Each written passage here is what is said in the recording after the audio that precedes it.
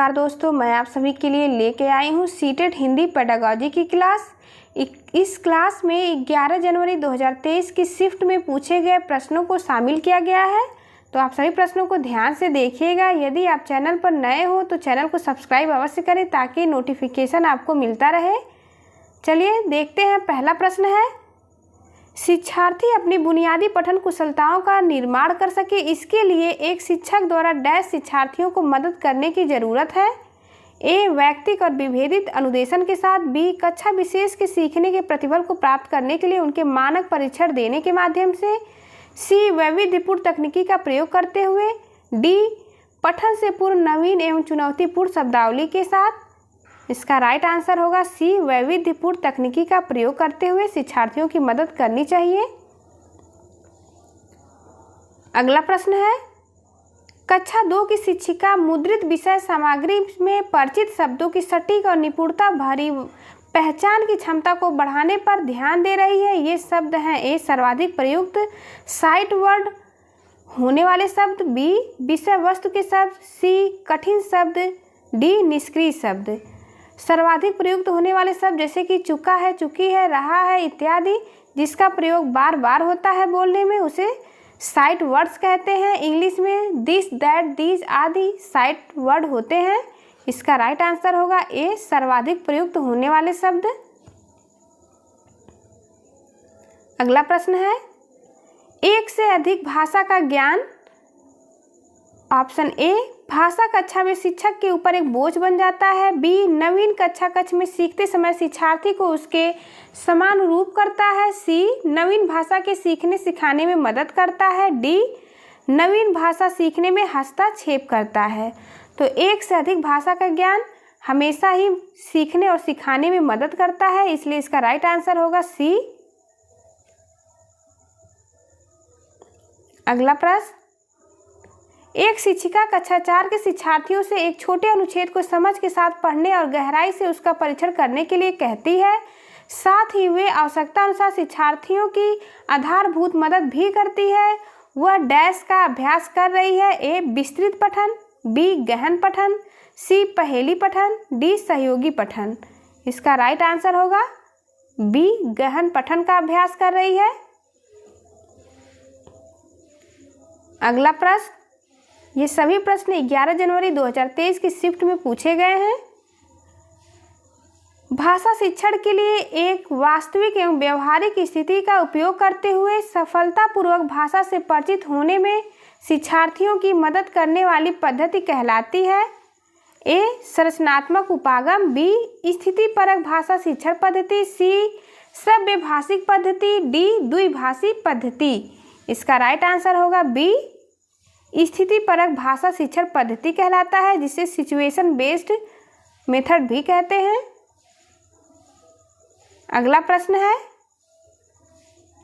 पठन पूर्व कार्य डैश होते हैं। ऑप्शन ए, शिक्षार्थियों की पठन कुशलता का मूल्यांकन करने के लिए। बी, कठिन शब्दों और पदों का अर्थ देने के लिए।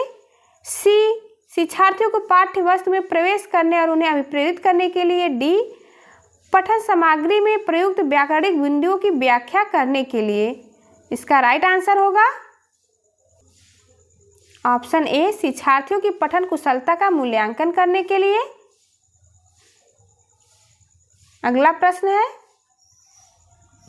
प्रथम भाषा अर्जन में निम्नलिखित चरण होते हैं। इसका राइट आंसर होगा डी, ये सीडीपी में भी प्रश्न पूछा जा चुका है।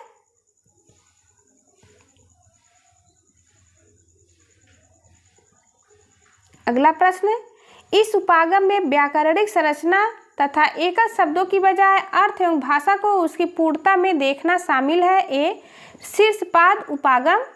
बी, ऊर्ध्वगामी उपागम। सी, एकीकृत उपागम। डी, निगमनात्मक उपागम। राइट आंसर होगा ए, शीर्षपाद उपागम कहते हैं। अगला प्रश्न है, एक शिक्षक डैश के माध्यम से अपने शिक्षार्थियों के खराब अंकों के कारणों को जानने के लिए एक परीक्षण तैयार करता है। ए, निदानात्मक परीक्षण। बी, निपुणता परीक्षण। सी, उपलब्धि परीक्षण। डी, अभिक्षमता परीक्षण।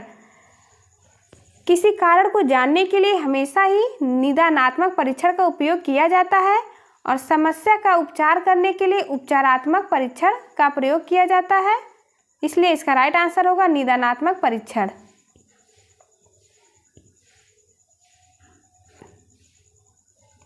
अगला प्रश्न, एक बच्चा जोड़े में और समूह में सक्रिय रूप से हिस्सा लेता है लेकिन लिखित परीक्षा में अच्छे अंक नहीं ले पाता।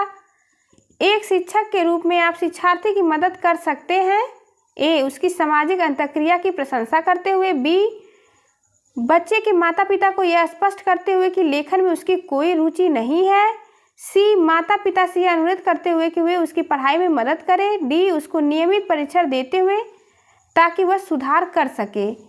इसका राइट आंसर होगा डी, उसको नियमित परीक्षण देंगे ताकि उसमें सुधार हो सके। अगला प्रश्न है, द जंगल बुक के मुख्य पात्र मोगली की भाषा में कमी थी क्योंकि मानव संपर्क से विलग उसका पालन पोषण हुआ था। यह साक्ष्य भाषा विकास के किस पक्ष का समर्थन करता है? ए, एक सही आयु में बच्चे के पास भाषा परिवेश का अभाव। बी, बच्चे को कुछ जीव वैज्ञानिक समस्याएं थी। सी, सहज क्षमता के साथ उसका जन्म नहीं हुआ था। डी, उसे मानव भाषा की बजाय जानवरों की भाषा से प्रेम था। इसका राइट आंसर होगा एक सही आयु में बच्चे के भाषा परिवेश का अभाव।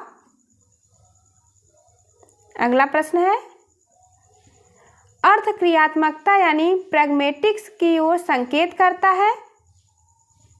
ए, भाषा के सामाजिक नियम। बी, विद्यालयी भाषा की नीति। सी, विद्यालय के अनुदेशन की भाषा। डी, शैक्षणिक भाषा। इसका राइट आंसर होगा ऑप्शन ए, भाषा के सामाजिक नियम। अगला प्रश्न देखते हैं, निम्नलिखित में से किसका कविता में एक आकलन तत्व के रूप में समर्थन नहीं किया जाता है? ए, व्याकरण। बी, शब्द भंडार। सी, काव्यात्मक उपकरण।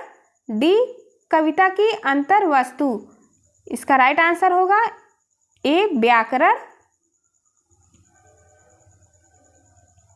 अगला प्रश्न है, कौन सी पद्धति मातृभाषा में पहले से अर्जित भाषा कौशलों के उपयोग के माध्यम से लक्ष्य भाषा सीखने में प्रभावपूर्णता और सटीकता के विकास एवं उपलब्धि का समर्थन करती है?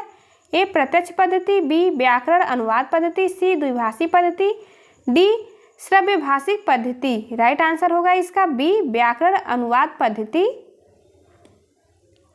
लास्ट क्वेश्चन हमारा, निम्नलिखित में से कौन सा डिस्ग्राफिया एक प्रकार की भाषा क्षमता के बारे में सत्य नहीं है? ए, यह सीखने वाले की संगतपूर्ण लेखन क्षमता को प्रभावित करता है। बी, यह कागज पर अक्षर अंक या शब्द लिखने में बाधा उत्पन्न करता है। सी, यह सकल मोटर कौशल और तार्किक चिंतन को प्रभावित करता है। डी, यह खराब वर्तनी बिगड़ी हुई लिखावट को बढ़ावा देता है। इसका राइट आंसर होगा डी, खराब वर्तनी बिगड़ी हुई लिखावट को बढ़ावा देता है। ये सत्य नहीं है। Thank you for watching. चलिए मिलते हैं आपसे अगली वीडियो में, तब तक के लिए नमस्कार।